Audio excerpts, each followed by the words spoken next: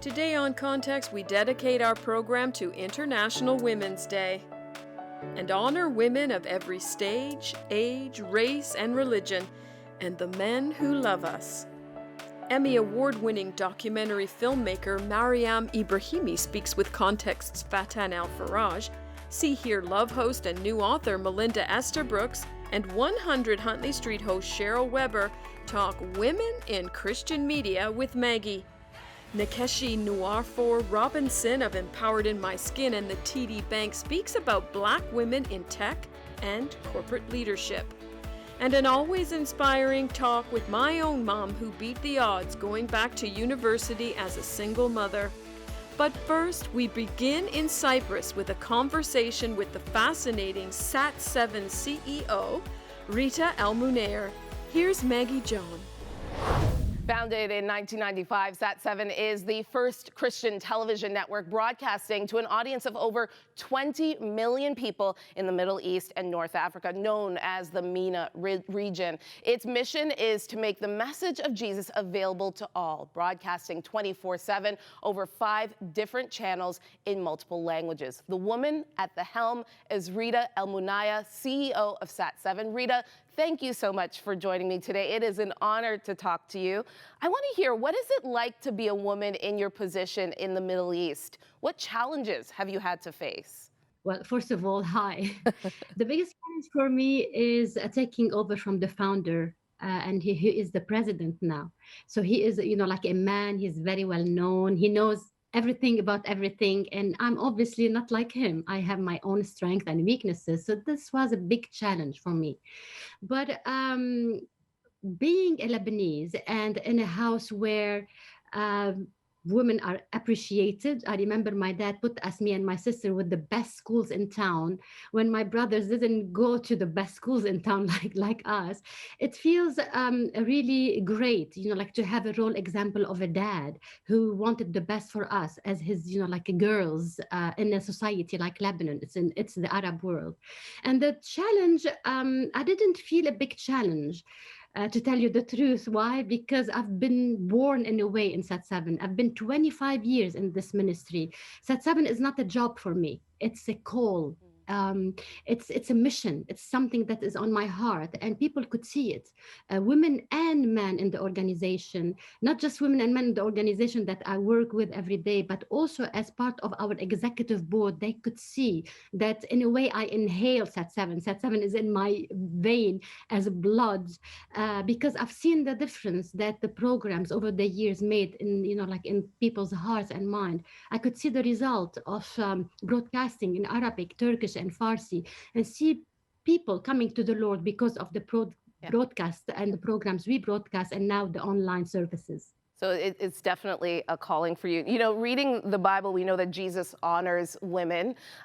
Do you see the church and Christian ministries doing the same, or are they following worldly views of women? How do you see the Christian market appreciating or welcoming women? It depends. I mean, like the Middle East is not a homogeneous society or a culture. So what you see in Jordan is different what you see in Lebanon or in Egypt or North Africa or in places like Yemen and Saudi Arabia. The culture is Arabic. If I'm talking in the context of the Arabic culture, the culture is Arabic, and the Arabic culture doesn't mean that it's Islam, because the Arabic culture is 600 years before like the rise of Islam.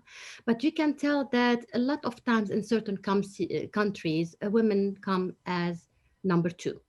And this is reflected sometimes in churches. So women can rise to be teachers in Bible studies for women, can be a like maybe the Sunday school teacher. But when it comes to preaching or on the pulpit or directing, services that heading, like over man, this is frowned upon. But as I said, it's not everywhere. It's not, one thing, like fits all countries.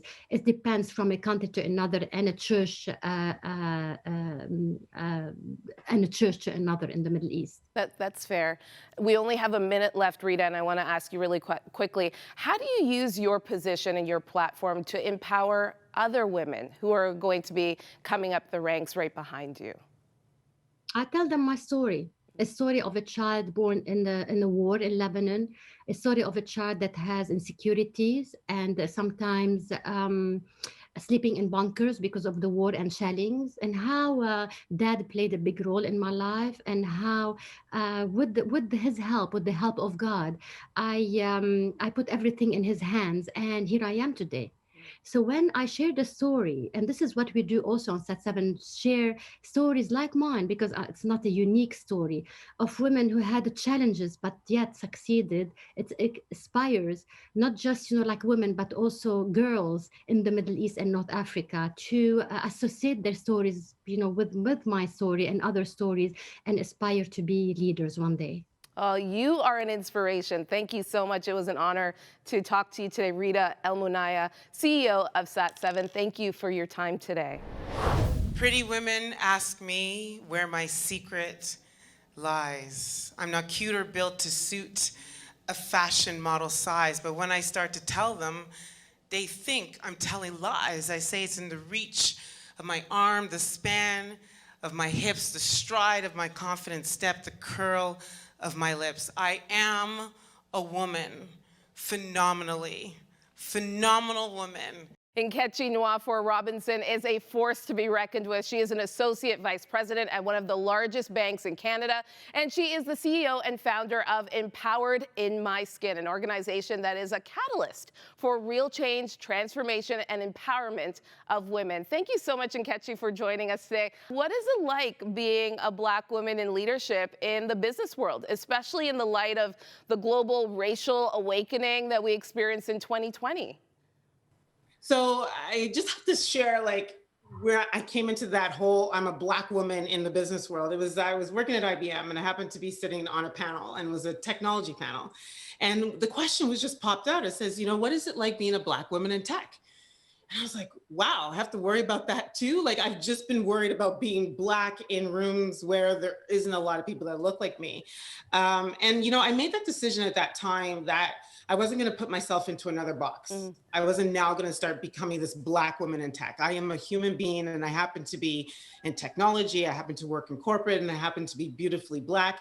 And I embraced that. But I recognized that that wasn't necessarily what everyone coming up, around me or behind me felt. And so I made the decision at that time that rather than stand in it, sort of stand in that box, I'm going to stand for it, and I'm going to engage and do things to help to elevate, the tables that I'm at, to help to make a place in the space for all. So as you talk about elevating the conversation, what does that look like, and what does that sound like as you're in these spaces wanting to elevate the conversation in this realm? Yeah, so for me, it looks like calm. It looks like peace. It looks like conversation. So for me, it's about getting to a place of understanding. I say it all the time that understanding is the truth we all stand under.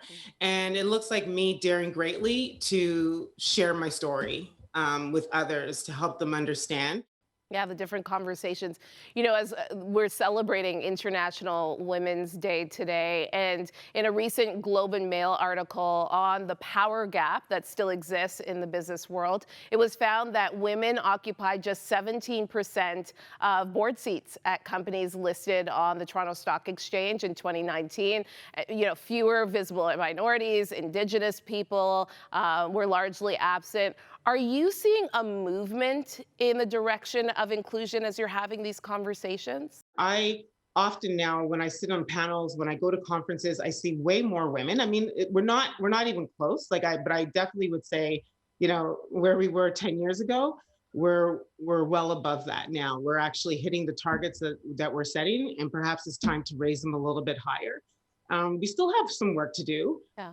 but I definitely know that there's a serious interest, and I would say on the diversity front, even on engaging more Black women, I think there's a lot to be learned from the amount of focus and mission that we put on elevating just women in the business world, bringing more women up in corporate, that we can really learn from, and now start to make that a little bit more inclusive for everyone. How about your faith? How does your faith play a role in your leadership? God is everywhere for me. I'm wearing them on my neck right now. But it's I would say for me, and I don't know how else to describe it, but it's like it's agape love. It's that instant love for the people that I work with, unconditional. And I lead from that space. Like love is my guidepost. It is my guiding principle. And it's how I approach everything. I have a mantra that says I create amazing experiences for myself and others. So it's my emails, it's my conversations, it's my, my text messages. And it's how I allow my mind to be open to say that there is space for all, right? I'm not in competition with anyone, right? I'm really here just to do the work that God has put me here to do, so that when my day comes, I can say that, I left it all out and there's no disappointment. And I want that for everybody. And I think that that's where Empowered in My Skin came from, is that desire to help people think in ways that are empowering. And then the lead domino that creates: empowered people empower people. And I truly believe that to me is just living God's promise for us. Oh, so well said. Thank you so much, Nkechi Nouwafor-Robinson. Thank you. It has been a pleasure to talk to you today. To our Susan Ponting now, and a unique interview with her own mother, Beverly, who as a single mother beat a lot of odds when she first went back to high school and then on to university to become a social worker. Hey, thanks, Maggie. So, I'm here at my mom's home. We're talking about International Women's Day and the incredible women on the show, the powerhouses who we've spoken to. It's usually a saying in science that we stand on the shoulders of giants. One of the giants in my life, though, is my little wee mom, Bev. So let's go in and have a talk. Hi, Mom. Hi, Susan. How are ya? Good. How about you? Good, yeah. Wow, you look like a rock star. So do you. Okay, wow, all these years, Mom, and we're actually doing our first interview. Wow. Yeah. Really something, hey? Yeah, I love your hair. Thanks. I love yours. Oh, well. I've prepared questions instead because you're my mom. So. Yeah, that's a good idea. And of course, I'm your favorite child, so the Yes. brothers will see this. She says yes. They know that anyway. I really wanted to interview you for this show because it's International Women's Day. Right, And March 8th. Yeah, and you're one of the very influential women in my life. And I really want to know, first of all, because this pandemic has been really hard on everyone. Very difficult. Yeah. Very difficult. Yeah. How is it for you? How have you been? It wasn't too bad in the beginning. Mm-hmm. And what was it, about 6 months, I think, before they took the lockdown out, and like last September, August, September. And I thought, well, this is it, so this is going to be great, but it didn't work out that way. So it just becomes more difficult, and now they have the new variants out there, so there's something else to worry about. But I see that they're starting shooting, or the vaccines. I can get my shot the 3rd week in March. Isn't that great? Yes, that's wonderful. I'm really looking forward to that. Yeah. So you were a single mom, no easy feat for you or the kids, right? You used to take me to York University when you were Yes. getting your social work degree, and Yes. I used to roam the halls. Can't do that anymore. No. So you went to university, which is why I went back to school later in life as well, because I watched what you did. Looking back on it now, was it all worth it? Oh, And absolutely. you beat the Best odds. thing I ever, I can't even imagine my life without it. That was the passport to everything I did. I got great jobs. They told me, one of the things they said, the maxims were, don't take social work because nobody can get jobs in social work anymore. I couldn't get out of social work. Yeah. So what would you say to an upcoming young woman and wanting to be a social worker? Oh, I'd say it's one of the best jobs you can have. I really mean that. I almost think I wish I was still there in lots of ways, Well, you still What's do. better? Well, yeah, but You do your social work on me. that's true. Well, I mix it up, with stuff. What would you say to a single mom who may be watching our interview right now? Don't get discouraged. Just keep on plugging, It's all worth it. I can remember parking my car on Steeles Avenue and going into little businesses looking for a job before I even got in, and just keep doing what you're doing, and you'll get where you want to go. But you got to have a vision, and it's just don't give up. Good advice. And I know you're a woman of prayer. Yes. It means a lot to you. Yes, absolutely. Yes, yes. Yes, I am. And Positive faith, thinking, good positive thinking, affirmations. Yeah. prayer. Yeah, prayer. Oh, yeah. There's a lot to pray about these days, I've noticed. I know. Well, International Women's Day, I salute you, Mom. I take off my hat. I give you my heart. You too. We've been a long way. We've come a long way, and I'm grateful for you, and I love you, and thank you. Well, I love you too. I know you do. You're okay, you don't have more to than say word. that. Oh, no, Mom, no, okay. but it's true. Love ya. Thank you, sweetheart.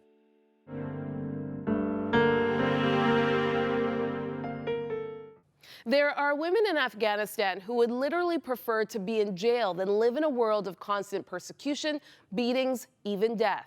Context Fatin Al-Faraj now with Emmy Award-winning documentary filmmaker Maryam Ibrihimi.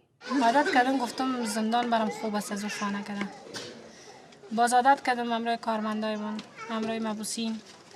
خلاص کارمندا و مثل یک مادر رویه میکنم روی من. و مبوسین مثل خواهرایمون. فرقش هم نیست که در داخل مثلا رقم چادر بکشی یا نبکشی کسی چیزی نمیگه. Maryam, in your Emmy Award-winning film, No Burqas Behind Bars, it says the following, and I quote, "Women are normally faceless in Afghanistan. Outside the home, burqas cover them from head to toe, completely masking their identity, rendering Afghan women invisible." Yes, something that I confronted with the first time that I was in Afghanistan. I thought that I cannot see the faces of these women. They are hidden and they have no identity in this society. The first thing is that you always think who is behind this burqa, what are they thinking and how they look like, and you try to find the codes in the society that talk to you about the identity of these women. Sometimes they want to lose their identity because they don't want to be themselves as a woman. They don't want to be seen. You know, this is many of them that they, in many villages or small towns, we see that most of the women have burqa because it's a kind of protection. But this is not their choice. This is not that they like to have them. This is just better for them. It's like a shield. Why they are imprisoned in the first place? What's their crime? They get imprisonment because of a crime which is called moral crime. And what is moral crime? When a woman, without the permission of her husband or man relatives, leave the home or escape from the home, then if the woman is arrested by police and get many years of imprisonment. I realized that these women, even that they are living inside the prison, they're happier there because it shows that this prison, they have each other and they were the smartest intellectual women in Afghanistan because they were aware about their rights and they didn't let that they violence men, do whatever they want to them. And many of them, they just escape to do not be killed. And it's so ironic that exactly what you said, that they feel more free and liberated while they are behind bars rather than being actually outside. And that's why that the film is no burqas behind bars, but no burqa is a kind of symbol of another prison for these women because many of women, they don't want to even wear burqa, but this is even that in Afghanistan there is no rule that you have to put burqa, but many women feel more comfortable behind the burqa because they are safer. So Maryam, in your films, you shed a very bright light on so many topics and issues concerning women and their human rights. What's the backstory? Like, what fueled this passion in you to make those films? I was just 3 years old that when the Islamic Revolution happened in Iran, and then all my childhood, I always was forced to have veil, and I had no idea why. I started the school with a veil, and I didn't like it, honestly. I respect many people that they have veil, but for my age, this was not understandable. And after that, many rules, and this is country that the women didn't have the same rights that men have. So this is also becomes a motivation, a driving force inside you, that you fight your rights for your rights, and you understand that for making the life better for the others is like that. You're totally aware, because if you have a tough life yourself, if you are living in your childhood, or when you're youth, or when you grow up, it's not in freedom, you understand the value of freedom, especially as a woman, then this question is always in your mind. It appreciate at the same time that I was experiencing things that gave me a perspective to fight for other people, better life for other people. And if I can be a voice for them, if I can be a tool to give their message, why not? And finally, I just want to ask you, what would you say to the women who are deprived of their basic human rights? And how can we acknowledge them today and acknowledge their strength to survive? I just say that they are powerful. They can change. They can change, little by little. Just believe to that and support each other. This is what I learned. I learned from these women. Coming up on theCUBE, how some women navigate the world of Christian TV. I invite two longtime friends in Christian media, Cheryl Weber of 100 Huntley Street and Melinda Estabrooks of See Hear Love, to talk about sharing their faith in broadcast television. That's still ahead. Like to watch more context beyond the headlines? Catch up on any of our shows online. On YouTube, search Context Beyond the Headlines for the most up-to-date episodes and extended content. Listen on the go with Apple, Spotify, or Google Podcast. Check out our reporters and producers' stories at our website, context.show. Follow us on Instagram at Context Beyond the Headlines and Twitter at Context TV. There are so many ways to put more context into your life.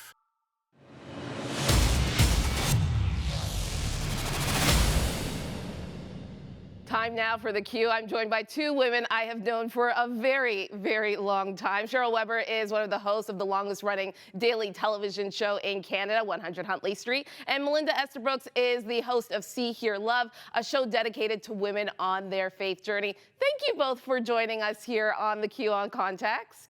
As we're celebrating International Women's Day, what does it mean to be a woman of faith in today's culture? Cheryl, maybe I'll start with you. Yeah, it's not easy, in a sense. Like, I think probably 20 years ago it was more accepted that you might have a faith. Now it's almost kind of antagonistic to have a faith in a sense. And yet we're in a time when it's never been more needed, when people are more desperate, more hungry, looking for comfort, dealing with anxiety and fear and crisis. So I see that role, as kind of, maybe not what people are inviting, but absolutely what people need. And we see people grabbing that hope every single day. And that's what gets me out of bed, is like, it's changed my life. So it's hard to explain sometimes when people are telling you they don't want it or they don't find it interesting. But at the same time, it's exactly what will give them that spark in their step and that joy and that peace in their heart in this incredible time of uncertainty. Meg, I agree with Cheryl. I feel the gravity and weight of responsibility to be a voice, a Christian voice, a voice that follows Jesus. It is a privilege and honor that I have this platform, that I can share hope, peace, joy, and love, just like what Cheryl's saying, but it's not easy. It's hard. And there are moments that I kind of like shake in my stilettos with the responsibility. But man, when you have yourself and Cheryl in the same places of Christian women in media, it encourages me to keep going. Now, this year's theme for International Women's Day is Choose to Challenge. What have both of you had to challenge in your roles and in your roles on your different shows and your perspectives? Melinda? Yeah, I would say, I love this for National Women's Day. I choose to challenge. I think I choose to challenge as having the same voices and people represented on my show. For this year, Maggie, it's all been about, listening, learning, leaning in, and amplifying BIPOC voices. And so I am like choosing to challenge sort of the status quo and usual voices that we always hear in Christian media, and expanding, trying to get everyday voices of women and men across Canada and the world to speak on issues that matter. I think for me, and Melinda, I love what you're doing on See Hear Love, and it's so important. And I think we're working on that diversity piece on 100 Huntley Street too, and we need to keep working on it. But I think for me, two fronts are the challenges. I mean, obviously there's been this whole shift to like right now we're broadcasting from home. Had to learn a lot about that. And I've been challenging myself, particularly as we've come into this year, to learn all kinds of new things about the digital world. I know there's a huge shift happening. We want to be on the front of that. I personally want to be on the front of that.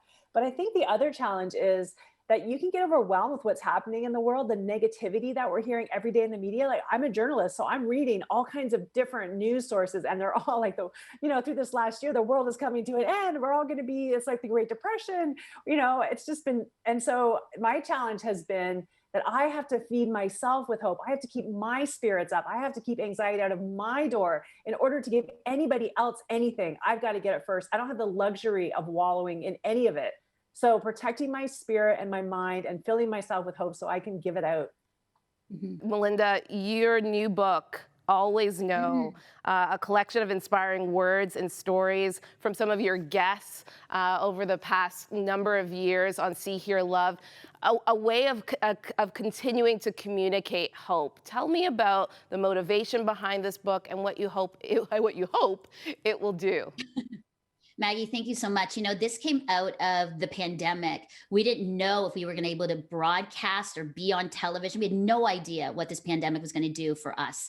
And I remember sitting with my team and saying, what can we do? They said, we have blogs and devotionals for every single show that we have produced. And so we put together a collection, 49 Canadians, Maggie, 1 American, right across coast to coast to coast across Canada, sharing, about issues that matter, overcoming shame, being brave, leading well, knowing you're loved and valued by God. All of these topics, Maggie, are topics that young women have said, these are topics that we need your help on. Be a virtual mentor to us, Melinda. And so we put them all together. And what's great about this book is that it has reflection and takeaway at the end of every devotional. And every devotional is connected to an episode where you can watch the writer on our show. And it's hopeful, it's really life-giving, and it's very practical tools on how to live your best life with Jesus. So good, so good. Thank you both, Cheryl Weber, Melinda Estabrooks, for joining me on Context. It was a nice little reunion. Yes. I loved it. Thanks, Maggie, so much. And we're cheering you on, Maggie, like crazy. Yes. Thank you, ladies.